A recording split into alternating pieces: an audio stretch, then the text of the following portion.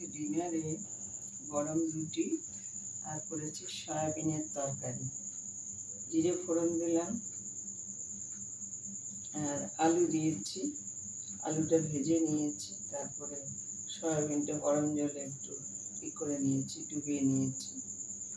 তারপরে লঙ্কা দিলাম, হলুদ দিলাম, লবণ দিলাম, জিরার গুঁড়ো, ধনে গুঁড়ো, আদা বাটা সমস্ত দিলাম, দিয়ে মশলা কষে সয়াবিনটা ফেলে দেওয়া হলো। তার আগে দেওয়া হলো চর্বি, পাঁঠার চর্বি দিয়ে আজকে এই সয়াবিনটা রান্না হলো। আর নামাবার আগে একটু গোলাপ জল দিয়ে দিল যাতে জিনিসটা খেতে ভালো হবে।